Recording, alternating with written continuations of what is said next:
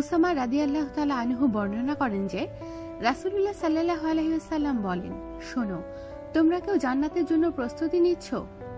কেননা কেউ চিন্তা করতে পারবে না জান্নাত কেমন হবে। আমি কাবার প্রভুর শপথ নিয়ে বলছি, জান্নাত হলো লাইট যা ঝিলিক দেয়। জান্নাতে থাকবে সুগন্ধিময় গাছ যা মৃদু বাতাসে দুলবে, সুউচ্চ বিশাল বাড়ি, দীর্ঘ নদী, প্রচুর পাকা ফল, অপরূপ সুন্দরী যুবতী স্ত্রী এবং অনেক পোশাক। একটি চিরন্তন স্থানে যেখানে থাকবে শুধু সুখ ও আনন্দ, উঁচু নিরাপদ এবং সুন্দরতম ঘরে। সাহাবী রাহমাতুল্লাহ আলাইহি বলেন যে জান্নাতে যাবার জন্য আমরা কাজ করব সবাই, ইনশাআল্লাহ। যখন জান্নাত সম্পর্কে জ্ঞান অর্জন করা খুবই আনন্দের, তখন আমাদের উদ্দেশ্য হবে জান্নাতের জন্য কাজ করা, সাধনা করার ক্ষমতা দান করুন। আল্লাহ সুবহানাল্লাহ আমাদের এই পৃথিবীতে তার সন্তুষ্টি অর্জনের জন্য সর্বাত্মক সাধনা করার ক্ষমতা দান করুন এবং ঈমানের সাথে আমাদের মৃত্যু দিক। আল্লাহ প্রত্যেক মুসলিমকে জান্নাতের সর্বশ্রেষ্ঠ পুরস্কার তার সন্তোষ এবং তার দর্শন আমাদেরকে দান করুক।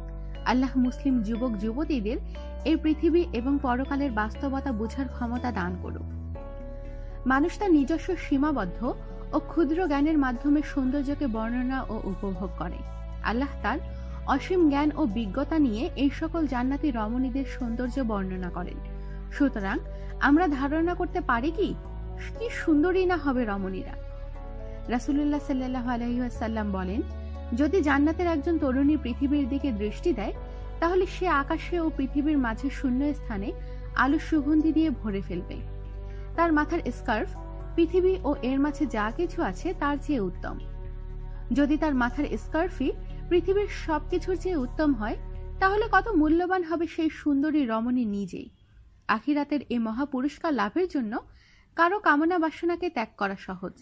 এই চিরন্তন পুরস্কারের ওয়াদা ছাড়া অন্য খুব কম বিষয় আছে যা মানুষের কামনা বাসনাকে দমন করতে পারে। বিশেষ করে যুবক যুবতীদের ক্ষেত্রে তো একেবারেই অসম্ভব।